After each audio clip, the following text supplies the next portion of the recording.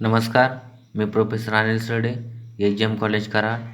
Online लेक्चरमध्ये आपले सहर्ष स्वागत आहे. आज आपण 12वी कॉमर्स अकाउंटचे लेक्चर घेणार आहे. याच्यामध्ये आपण पार्टनरशिप फायनल अकाउंट याचा आढावा घेणार आहे. याच्यामध्ये कंटेंट्स दिलेले आहेत. Introduction and necessity of preparation of final accounts, preparation of trading account, profit and loss account and balance sheet with following adjustment. म्हणजेच पार्टनरशिप फायनल अकाउंट्समध्ये ॲडजस्टमेंट कुठल्या प्रकारचे असतात याची माहिती याच्यामध्ये दिलेली आहे. ॲडजस्टमेंट कुठले असतात ते आपण पाहूया. पहिले आहे क्लोजिंग स्टॉक. आता क्लोजिंग स्टॉक ही ॲडजस्टमेंटमध्ये दिलेली असते. ती आपण पोस्ट करून एक्झाम्पल सोडवताना घेणार आहोत. नंतर आउटस्टँडिंग एक्सपेन्सेस. आउटस्टँडिंग एक्सपेन्सेस म्हणजे काय, तर आपल्याला भविष्यात करावा लागणारा खर्च, बरोबर. प्रीपेड एक्सपेन्सेस म्हणजेच आपण ॲडव्हान्समध्ये केलेला खर्च असतो. इन्कम रिसिव्ड इन ॲडव्हान्स म्हणजे आपल्याला इन्कम ॲडव्हान्समध्ये काही भेटला असेल तो. इन्कम रिसिवेबल आपल्याला काही इन्कम भेटणार असेल तर ते.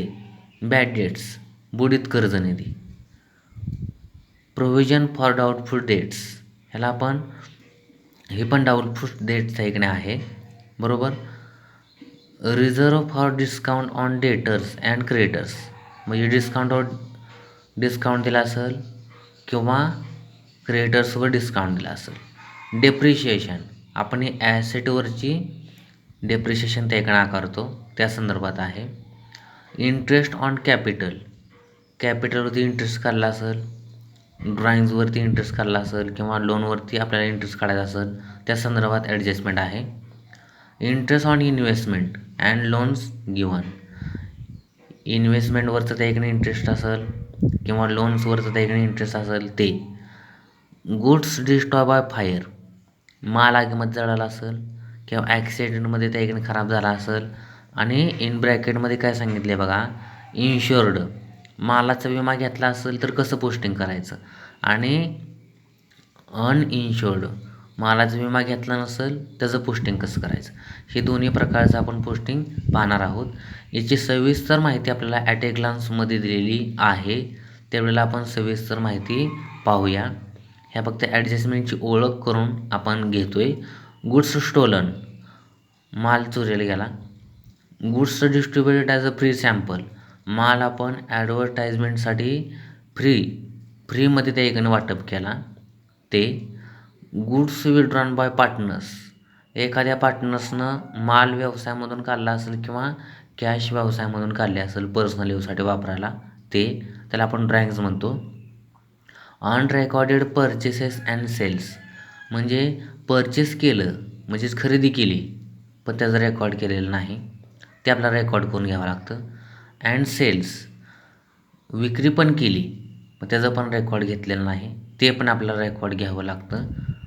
हे सगळ्या ॲडजस्टमेंटची माहिती आपल्याला ॲट ए ग्लान्समध्ये पुढे स्पेसिमनच्या पुढे आपल्याला दिलेली आहे. Capital expenditure included in revenue expenses and vice versa म्हणजेच भांडवली खर्च त्या संदर्भात हे माहिती दिलेली आहे. बिल्स रिसिवेबल डिसऑनर्ड बरोबर, बिलाचं पैसे येणार होतं पण ते आलेलं नाहीत. बिल्स पेएबल डिसऑनर्ड आपल्याला बिलाचे पैसे द्यायचे होते पण दिले नाहीत. डेफर्ड एक्सपेन्सेस काही ऑर्डर असतील तर हे सोडून बाकीचे, हे आतापर्यंत जे एक्सपेंडिचर आपण बघितले ते सोडून बाकीचे काय असतील तर ते घ्यायचे इथं. Capital receipts included in revenue receipts and vice versa. आता कॅपिटलवरती आपल्याला काही भेटणार असेल, रिसीट्स म्हणजे भेटणे ते, त्या संदर्भात इथं दिलेली आहे माहिती. Commission to working partners on the basis of gross profit net profit sales म्हणजे आता एखाद्या पार्टनर्सला त्या एकाने आपण वर्क केल्याबद्दल कामगिरी केल्याबद्दल आपण कमिशन देत असेल तर ते कमिशन तुम्हाला कसं पण काढा दिलेलं असतं. कशावरती पण काढायला लावतात. ग्रॉस प्रॉफिटवरती काढायला देतात ते एखाद्या वेळेस तिथं मेन्शन केलेलं असतं. ग्रॉस प्रॉफिटवरती काढा, नेट प्रॉफिटवरती काढा किंवा सेल्सवरती काढा. बरोबर, आपण पाठीमागच्या एक्झाम्पलमध्ये हे बघितलेलं आहे, त्याच्यावरून तुम्हाला समजेल. अशा प्रकारे पार्टनरशिप फायनल अकाउंट्समधले कंटेंट्स आपण थोडक्यामध्ये बघितलेले आहेत. म्हणजे ओळख करून आपण घेतलेली आहे. ॲडजस्टमेंटची आपण काय केलेली आहे, ओळख करून घेतलेली आहे. आता त्याच्या खाली कॉम्पेटन्सी स्टेटमेंट्स कोणत्या असतात याची आपण चर्चा करणार आहोत. याच्यामध्ये the students will be able to, आता स्टुडंटनी काय केलं पाहिजे, understand the meaning of final account. Final अकाउंटचा आपण अर्थ समजून घेणं गरजेचं आहे. फायनल अकाउंट म्हणजे काय, अंतिम खाती. मराठीत त्याला म्हणायचं काय, अंतिम खाती. अंतिम खाती तयार करताना आपण समजून काही गोष्टी घेतल्या पाहिजेत. ह्याच्या पुढे आहे know the need and importance of final account. Need म्हणजे गरज आणि इम्पॉर्टन्स म्हणजे काय, महत्त्व. तर आपण अंतिम खात्याची गरज आणि महत्त्व लक्षात घेतलं पाहिजे. पुढे know the effects of adjustments in final account. Final अकाउंटमधल्या काही ॲडजस्टमेंट असतात त्या कसा इफेक्ट करतात किंवा कोणता कोणता इफेक्ट आपल्या अंतिम खात्यावर होतो याची देखील चर्चा आपण याच्यामध्ये करणार आहोत आणि हे आपण समजून घेणं गरजेचं आहे. पुढे know the meaning of trading account. आता ट्रेडिंग अकाउंटचा मिनिंग आपण लक्षात घेतला पाहिजे, म्हणजे अर्थ. आता ट्रेडिंग अकाउंट म्हणजे काय, तर व्यापारी खाते. प्रॉफिट अँड लॉस अकाउंट म्हणजेच नफा तोटा खाते. अँड बॅलन्स शीट म्हणजेच ताळेबंद पत्रक. अशी तिघांना पण तुम्हाला मी मराठीत नावं सांगितलेली आहेत. म्हणजे आता तुम्हाला अर्थ समजला पाहिजे कुठल्या अकाउंटला काय काय घ्यायचं. बरोबर, ट्रेडिंग अकाउंट म्हणजेच व्यापारी खाते, प्रॉफिट अँड लॉस अकाउंट म्हणजेच नफा तोटा खाते आणि बॅलन्स शीट म्हणजे काय, ताळेबंद पत्रक. बरोबर, पुढे know how to find out financial results of the business. आपल्या बिझनेसमधल्या किंवा व्यवसायाची फायनान्शियल म्हणजे काय, आर्थिक परिस्थिती काय आहे हे देखील आपण जाणून घेतलं पाहिजे. अशा प्रकारे आपण कॉम्पेटन्सी स्टेटमेंट्स आपण बघितलेले आहेत. आता आपण इंट्रोडक्शन बघूया. आता इंट्रोडक्शनमध्ये काय सांगितले बघा, as per the sole proprietary concern we will also prepare the final account of partnership firm, the income statements and position statements. बरोबर, म्हणजे सोल प्रोप्रायटर कन्सर्न्स म्हणजेच काय, व्यक्तिगत व्यापारी संस्था असेल तर व्यक्तिगत व्यापारी संस्थेमध्ये एकच व्यापारी किंवा बिझनेसमॅन असतो. मग तो काय करतो, इन्कम स्टेटमेंट्स उत्पन्न आणि पोझिशन स्टेटमेंट्स आपल्या व्यवसायाची परिस्थिती कशी आहे हे जाणून घेण्याचा प्रयत्न करत असतो. पुढे final account is the last stage of accounting procedure. Final account हे एकदम लास्ट स्टेज आहे. बरोबर, अंतिम खाती यालाच म्हटलं जातं. बरोबर, आपलं आर्थिक वर्ष कुठलं आहे, 1 एप्रिल टू 31 मार्च. बरोबर, तर ह्या आर्थिक वर्षामध्ये जे जे काही त्या ठिकाणी घडामोडी झालेल्या आहेत, व्यवहार झालेले आहेत, याचं क्लोजिंग करणं म्हणजेच फायनल अकाउंट होय. मग ही स्टेज शेवटची आहे. बरोबर, फायनल अकाउंट ही स्टेज शेवटची आहे असं सांगितलेलं आहे.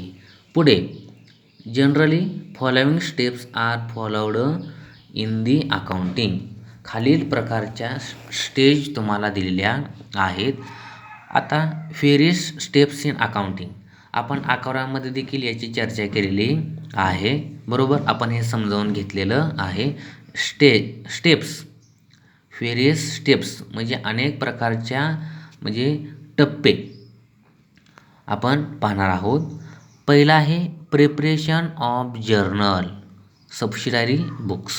म्हणजेच आपल्याला दिलेल्या ट्रान्झॅक्शनची एंट्री करावी लागते किंवा सबसिडायरी बुक्समध्ये आपल्याला त्याचं रेकॉर्डिंग करावं लागतं. नंतर आपण काय करतो, 2 नंबरला जे जर्नल एंट्री झालेली आहे त्याचं आपण काय करतो, प्रिपरेशन ऑफ लेजर अकाउंट तयार करतो आणि त्याचं लेजरमध्ये पोस्टिंग करतो. लेजरमध्ये पोस्टिंग झालं की आपण काय करतो, लेजर क्लोज करतो, बरोबर. लेजर क्लोज करून लेजरचे क्लोजिंग बॅलन्स काढतो आणि त्या क्लोजिंग बॅलन्सवरून आपण काय तयार करतो, पुढे 3 number preparation of trial balance considering adjustments. बघा, म्हणजेच ट्रायल बॅलन्स तयार करतो आणि ट्रायल बॅलन्सच्या खाली तुम्हाला ॲडजस्टमेंट दिलेले असतात आणि याच्यावरून आपण काय करतो मग 4 number preparation of final accounts which consist of. मग आपण काय करतो याच्यावरनं फायनल अकाउंट तयार करतो. फायनल अकाउंट म्हणजेच काय, अंतिम खाती तयार करतो. तर अंतिम खाती कोणती असतात, तर 1 ट्रेडिंग अकाउंट व्यापारी खाते, 2 प्रॉफिट अँड लॉस अकाउंट नफा तोटा खाते, 3 बॅलन्स शीट, ह्याला आपण ताळेबंद पत्रक म्हणतो. अशा प्रकारचे आपण खाती किंवा अकाउंट ओपन करतो, बरोबर. आणि याच्याच जोडीला आणखीन आपण काय करतो, पार्टनर्स कॅपिटल अकाउंट ओपन करतो किंवा पार्टनर्स करंट अकाउंट ओपन करतो, जे आपण पाठीमागच्या लेक्चरमध्ये बघितलेलं आहे. म्हणजे आपल्याला त्या ॲडजस्टमेंटवरनं आणि एक्झाम्पलवरनं आपल्याला ते समजावून घ्यावं लागतं की मग हे 3 अकाउंट ओपन करून आणखीन आपल्याला गरज भासल्यानंतर आपण अकाउंट ओपन करतो. मग पार्टनर्स कॅपिटल अकाउंट ओपन करायचा का पार्टनर्स करंट अकाउंट ओपन करायचा, ते आपण त्या एक्झाम्पलवर अवलंबून असतं. ते आपण त्या वेळेला त्या ठिकाणी पाहणार आहोत.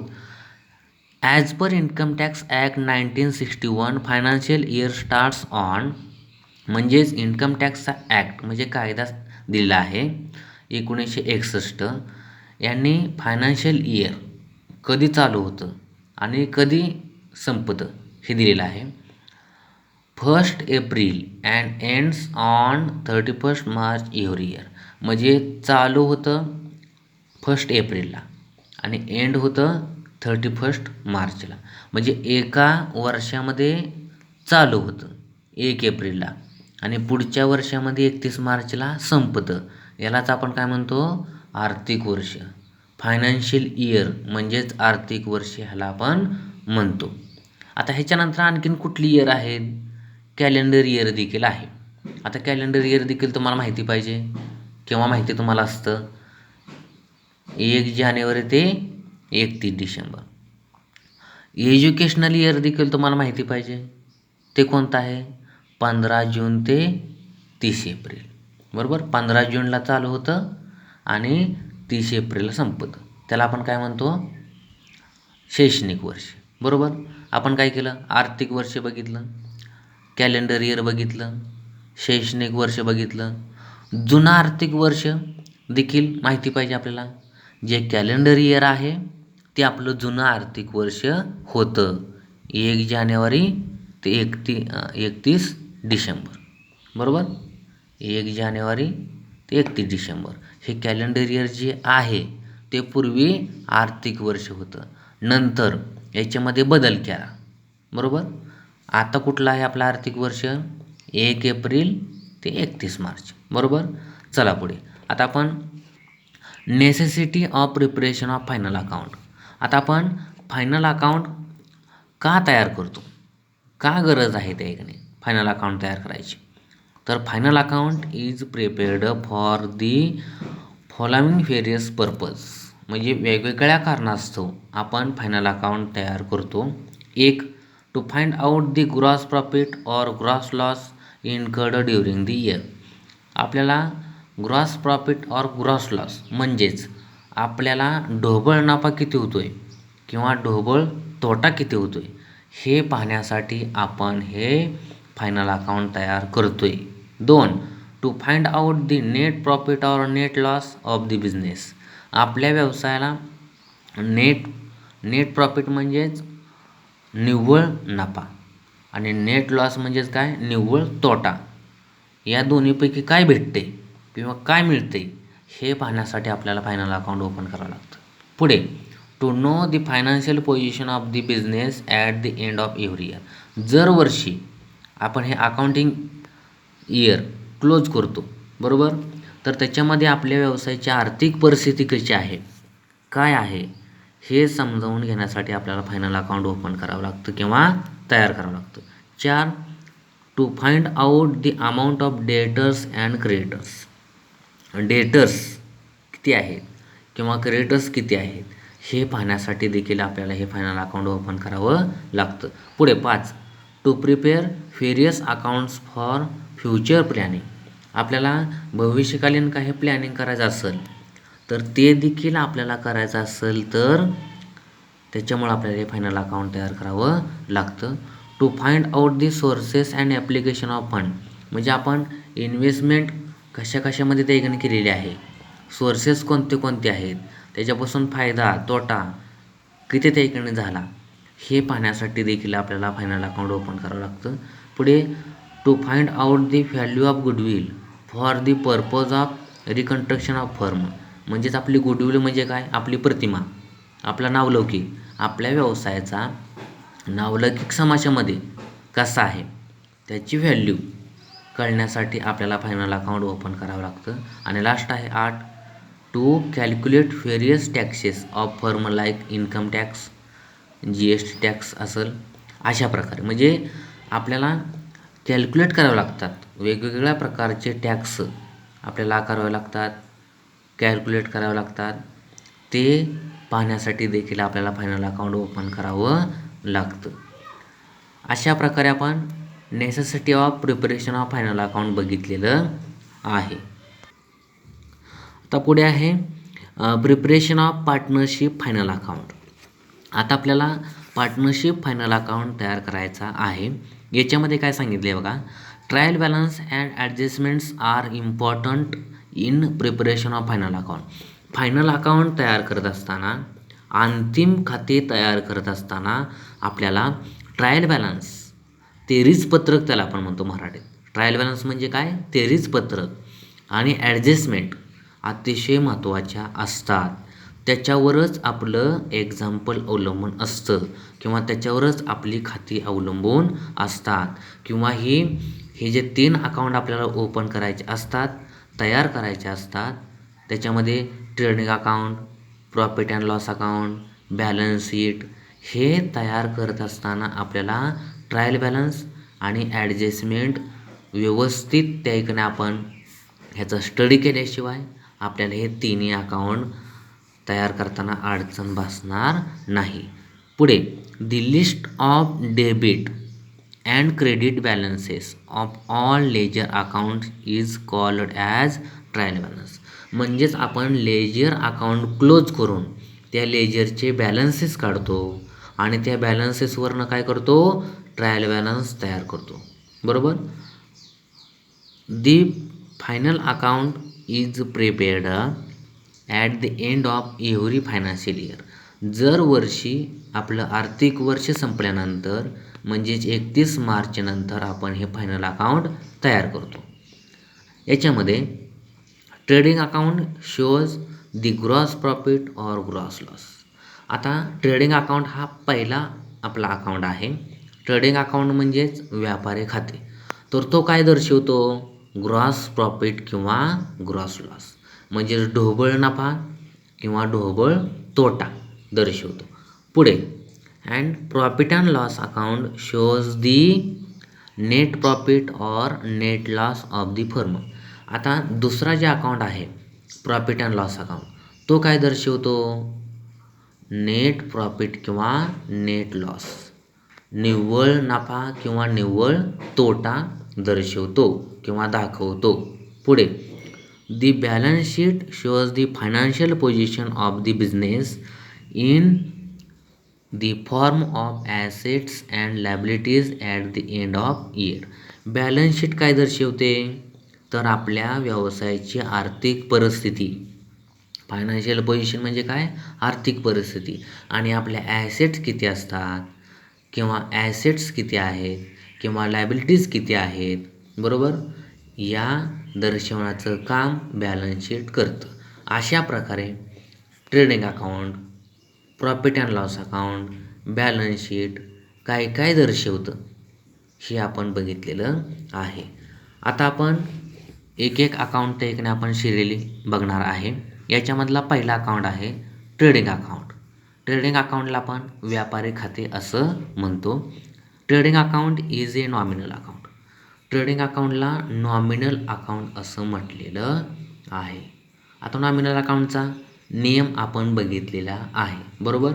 तुम्हाला अकाउंटिंग जर त्या ठिकाणी शिकायचं असेल तर आपण 11व्यामध्ये जे 3 नियम बघितलेले आहेत, पहिला पर्सनल अकाउंट, दुसरा रिअल अकाउंट आणि तिसरा नॉमिनल अकाउंट, आणि ह्यांचे नियम देखील तुम्हाला पाठ पाहिजेत. आता पर्सनल अकाउंटचा कुठला नियम आहे? Debit the receiver and credit the giver. Real अकाउंटचा कुठला आहे? Debit what comes in and credit what goes out. बरोबर. आणि नॉमिनल अकाउंटचा कुठला नियम आहे? Debit all expenses and losses and credit all incomes and gains. आता ह्या ट्रेडिंग अकाउंटला काय सांगितलेलं आहे? तर ट्रेडिंग अकाउंटला नॉमिनल अकाउंट असं म्हटलेलं आहे. का म्हटलेलं आहे ते आपण पुढे बघूया. Trading account is opened in the trading organisation for the purpose to find out the gross profit or gross loss incurred during the year. म्हणजेच आर्थिक वर्षामध्ये आपल्याला ग्रॉस प्रॉफिट होतोय का ग्रॉस लॉस होतोय हे पाहण्यासाठी ट्रेडिंग अकाउंट ओपन केला जातो. In the debit side of this account all direct expenses are recorded. म्हणजेच ट्रेडिंग अकाउंटच्या डेबिटला म्हणजेच डाव्या बाजूला, left hand side is debit म्हणजे डावीकडल्या बाजूला डायरेक्ट एक्सपेन्सेस घेतले जातात. म्हणजेच प्रत्यक्ष खर्च, ज्या ज्या गोष्टीवर तुमचा प्रत्यक्ष खर्च होतोय म्हणजे डायरेक्ट प्रत्यक्ष खर्च, त्याला तुम्ही काय करायचं? ट्रेडिंग अकाउंटच्या डेबिटला घ्यायचं. नंतर पुढे डेबिट साईडला काय घ्यायचं ते आपण बघितलेलं आहे. And in the credit side of account all direct incomes of the firm are recorded. आता क्रेडिट साईडला, ट्रेडिंग अकाउंटच्या क्रेडिटला म्हणजेच राईट हँड साईडला उजवीकडल्या बाजूला आपण काय करणार? प्रत्यक्ष जे इन्कम आहे आपल्याला भेटलेलं प्रत्यक्ष इन्कम त्याचं रेकॉर्डिंग त्या ठिकाणी करायचं आहे. If the trading account credit side is more than debit side then account shows the gross profit. म्हणजेच राईट हँड साईड जर त्या ठिकाणी मोठी असेल, बरोबर, म्हणजेच क्रेडिट साईड जर म्हणजे क्रेडिट साईडला असणारे अमाऊंट जास्त असेल डेबिटपेक्षा तर आपल्याला ग्रॉस प्रॉफिट भेटतो. बरोबर. And vice versa. आता ह्याच्या विरुद्ध परिस्थिती कशी असणार आहे?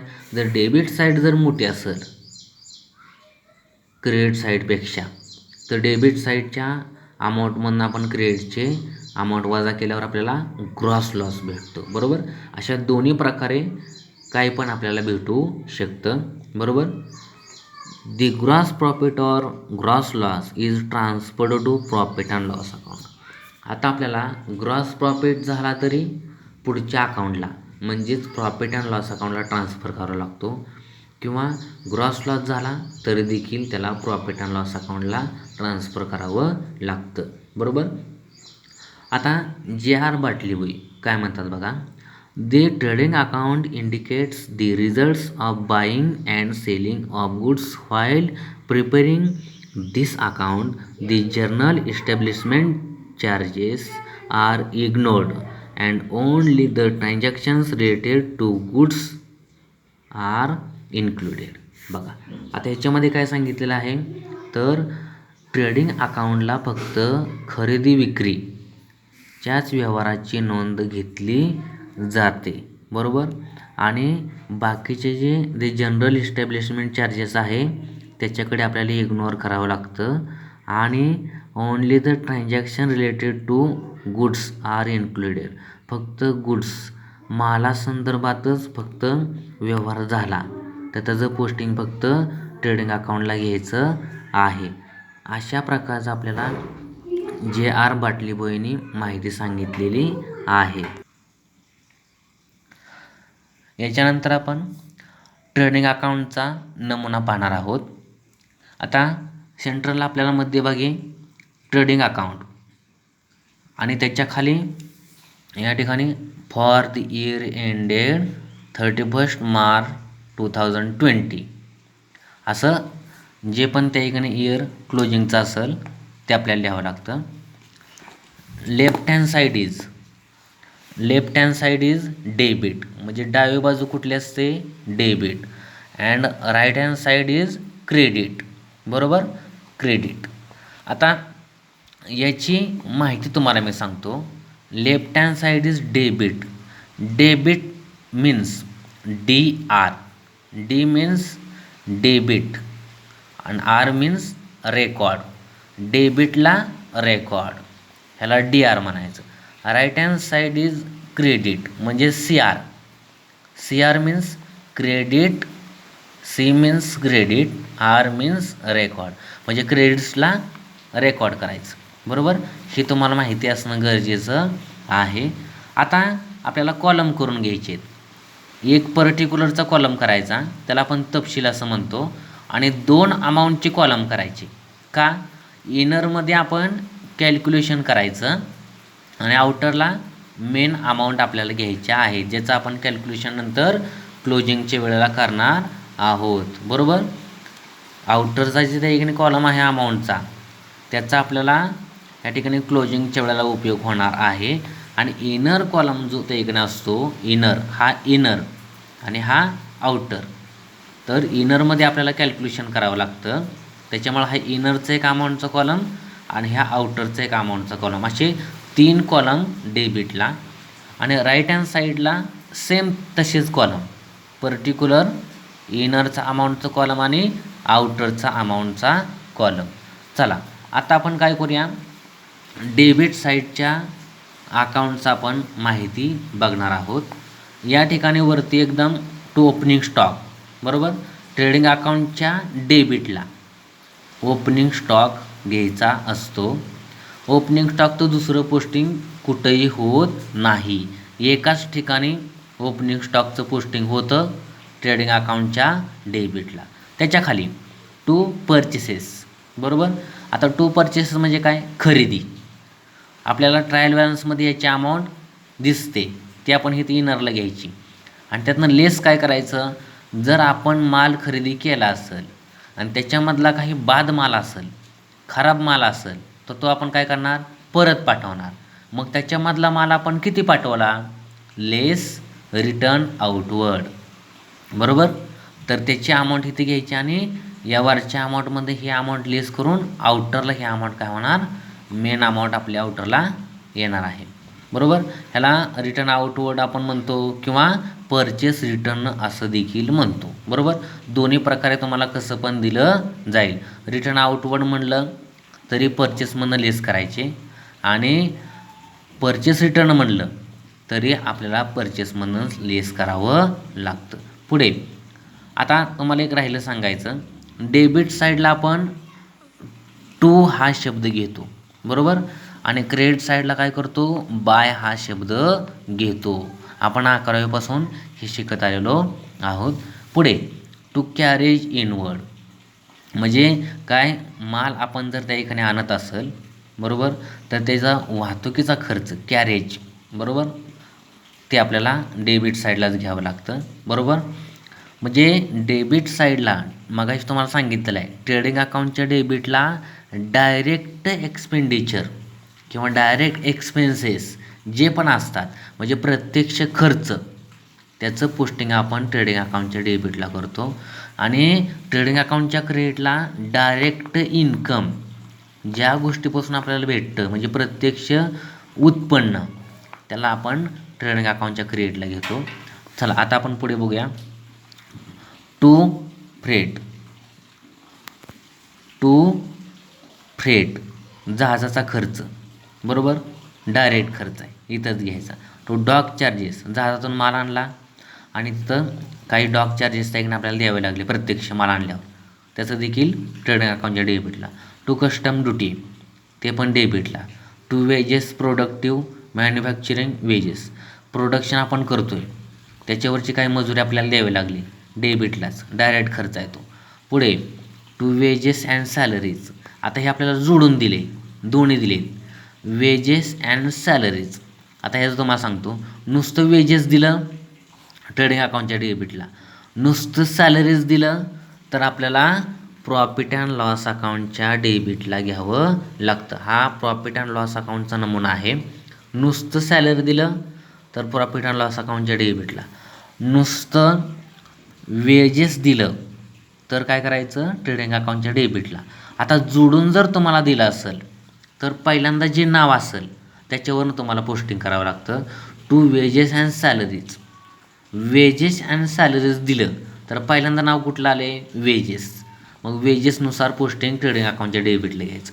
आता ह्याच्या विरुद्ध जर केलं, सॅलरीज आणि वेजेस दिला असेल तर सॅलरीचं इफेक्ट आपण कुठं करतो बघा, टू सॅलरी अँड वेजेस.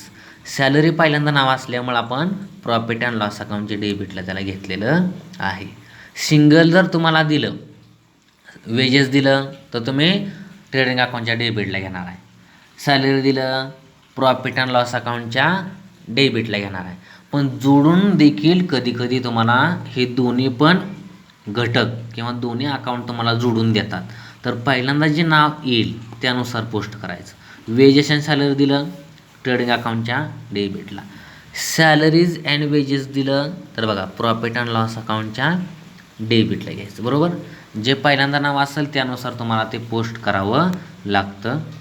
पुढे इम्पोर्ट ड्युटी, आयात वगैरे काय केलं असेल त्याच्यावरचं ते एखादी इम्पोर्ट ड्युटी असेल ते डायरेक्ट खर्च आहे ट्रेडिंग अकाउंटच्या डेबिटला. To coal, coke, gas, motive power, oil, water, grease हे सगळे डायरेक्ट त्या ठिकाणी खर्च आहेत, ते ट्रेडिंग अकाउंटच्या डेबिटला. रॉयल्टी ऑन परचेस प्रोडक्शन करताना, परचेस करताना आपल्याला रॉयल्टी द्यावी लागते, परचेस खर्च आहे, डायरेक्ट खर्च आहे ट्रेडिंग अकाउंटच्या डेबिटला. प्रायमरी पॅकिंग चार्जेस हा डायरेक्ट खर्च आहे ट्रेडिंग अकाउंटच्या डेबिटला. फॅक्टरी लाईटिंग अँड हिटिंग, फॅक्टरीमध्ये लाईटिंग असेल, हिटिंग असेल ह्याच्यावरचा देखील डायरेक्ट खर्च आहे ट्रेडिंग अकाउंटच्या डेबिटला. फॅक्टरी रेंट अँड रेट्स, फॅक्टरीचा रेंट असेल तर आपल्याला हा डायरेक्ट खर्च आहे ट्रेडिंग अकाउंटच्या डेबिटला. फॅक्टरी इन्शुरन्स डायरेक्ट खर्च आहे ट्रेडिंगच्या डेबिटला. वर्क्स मॅनेजर सॅलरी, वर्किंग आपण करतो आहे बरोबर, वर्क्स म्हणजेच ज्या ठिकाणी काम केलं जातं किंवा ज्या ठिकाणी कामगार काम करतात त्या ठिकाणी मॅनेजर सॅलरी देखील काय आहे, डायरेक्ट खर्च आहे ट्रेडिंग अकाउंटच्या डेबिटला. आणि ग्रॉस प्रॉफिट कुठं निघतो, ट्रेडिंग अकाउंटच्या डेबिटला. हे तुम्हाला मी शेवटी समजावून सांगेन. आता right hand side is credit. Right hand side is credit. Credit side म्हणजे काय, उजवी बाजू. उजवीकडल्या बाजूला आपल्याला पहिल्यांदा बाय सेल्स घ्यावं लागतं. विक्री केली, मालाची विक्री केली तर हे सेल्स तुम्हाला ट्रायल बॅलन्समध्ये दिलेलं असतं, त्याची अमाऊंट हे तर इनरला घ्यायची. आता लेस रिटर्न इनवर्ड. आता आपण मालाची विक्री केली, एखाद्या कस्टमरला आपण माल विकला आणि त्याच्यामधला खराब माल आहे म्हणून त्यानं जर आपल्याला माघारी पाठवला तर आपल्याला टोटल सेल्समधनं ते लेस करावं लागतं. म्हणून ह्याला लेस रिटर्न इनवर्ड असं म्हटलं जातं किंवा सेल्स रिटर्न असं म्हटलं जातं. त्याची काय असेल ती अमाऊंट इथे घ्यायची आणि ह्या वरच्या अमाऊंटमधनं ती ही अमाऊंट लिस करून आउटरला ही अमाऊंट आपल्याला सेलची घ्यावी लागते. आलं लक्षात. पुढे by goods lost by fire, माल आगीमध्ये जळाला ट्रेडिंग अकाउंटच्या क्रेडिटला. By goods lost by theft, माल चोरीला गेला ट्रेडिंग अकाउंटच्या क्रेडिटला. Goods distributed as a free sample, माल आपण ॲडव्हर्टाइजमेंटसाठी समाजामध्ये वाटला ट्रेडिंग अकाउंटच्या क्रेडिटला. बाय गुड्स लॉस्ट इन ॲक्सिडेंटमध्ये मालाचं नुकसान झालं ट्रेडिंग अकाउंटच्या क्रेडिटला. By goods withdrawn by partners, माल व्यवसायामधनं काढला असेल वैयक्तिक कारणास्तव किंवा पर्सनल यूजसाठी बरोबर, तर ते देखील आपल्याला इथं ट्रेडिंग अकाउंटच्या क्रेडिटला घ्यावं लागतं. Closing stock by closing stock trading अकाउंटच्या क्रेडिटला आणि बॅलन्स शीटच्या ॲसेटला. असे दोन इफेक्ट क्लोजिंग स्टॉकचे होतात. बाय क्लोजिंग स्टॉक ट्रेडिंग अकाउंटच्या क्रेडिटला आणि बॅलन्स शीटच्या ॲसेटला. ते तुम्हाला पुढच्या स्पेसिमेनमध्ये तुम्हाला मी समजावून सांगेन. आता लॉस कुठे निघतो, बाय ग्रॉस लॉस ट्रेडिंग अकाउंटच्या क्रेडिटला. आता ह्याचं तुम्हाला समजावून मी त्या माहिती सांगतो. आता लक्ष द्या. आता ट्रेडिंग अकाउंटची क्रेडिट साईड जर मोठी असेल म्हणजे क्रेडिटला अमाऊंट जास्त असेल तर आपण काय करतो, याची बेरीज या ठिकाणी करतो, अपोजिटला ती मांडतो. समजा इकडे 1,00,000 आला असेल तर 1,00,000 इकडे घ्यायचे डेबिटला. आता इकडे 1,00,000पेक्षा कमी अमाऊंट आहे तर काय करायचं, ह्या 1,00,000मधनं ह्या वरच्या सगळ्या अमाऊंट त्या ठिकाणी लेस करायच्या. मग तुम्हाला काय भेटणार इथं, टू ग्रॉस प्रॉफिट. इथं डिफरन्स त्या ठिकाणी भेटणार. डिफरन्स भेटेल त्याला तुम्ही काय म्हणणार, टू ग्रॉस प्रॉफिट. म्हणजे क्रेडिट साईड त्या ठिकाणी काय असते, मोठी असते, म्हणून ह्या ठिकाणी तुम्हाला ग्रॉस प्रॉफिट त्या ठिकाणी भेटतो.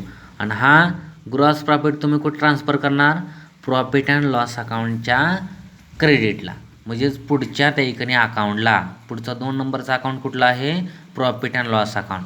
तर प्रॉफिट अँड लॉस अकाउंटच्या क्रेडिटला by gross profit brought down, असं त्या ठिकाणी तुम्हाला आउटर कॉलमला त्या ठिकाणी हे पोस्ट करून घ्यावं लागतं. बरोबर. आता नंतर बाय चान्स एखाद्या वेळेस त्या ठिकाणी डेबिट साईड जर मोठी असेल, बरोबर, म्हणजे डेबिटला जर त्या ठिकाणी अमाऊंट जास्त असतील, ट्रेडिंग अकाउंटच्या डेबिटला जर त्या ठिकाणी अमाऊंट जास्त असतील, तर तुम्ही ट्रेडिंग अकाउंटची डेबिट साईडची बेरीज करा. समजा 2 लाख रुपये आहे, 2 लाख रुपये तुम्ही ते घेणार, 2 लाख रुपये इकडे त्या ठिकाणी मांडणार. बरोबर. आणि ह्या 2 लाखातनं ह्या वरच्या सगळ्या त्या ठिकाणी अमाऊंट तुम्ही लेस करणार. जो डिफरन्स निघेल त्याला बाय ग्रॉस लॉस असं म्हटलं जातं. बरोबर. म्हणजे डेबिट साईड मोठी म्हणजेच खर्च जास्त आणि इकडचं इन्कम कमी, मग काय होणार तुम्हाला, ग्रॉस लॉस. क्रेडिट साईड जर मोठी असेल म्हणजे इन्कम जास्त खर्च कमी, काय निघाला, ग्रॉस प्रॉफिट. अशा प्रकारे आपण ट्रेडिंग अकाउंटचा नमुना बघितलेला आहे. बरोबर. आजच्या तासाला आपण पार्टनरशिप फायनल अकाउंट याच्यामध्ये contents, competency statements, introduction, various steps in accounting, necessity of preparation of final accounts, preparation of partnership final accounts, याच्यामधला ट्रेडिंग अकाउंट म्हणजेच पहिला जो अकाउंट आहे ट्रेडिंग अकाउंट, व्यापारी खाते, याची आपण माहिती बघितलेली आहे. त्याचे डेफिनेशन देखील बघितलेले आहे आणि स्पेसिमन म्हणजेच नमुना देखील आपण बघितलेला आहे. अशा प्रकारे आजच्या लेक्चरमध्ये आपण या ठिकाणी थांबूया. धन्यवाद.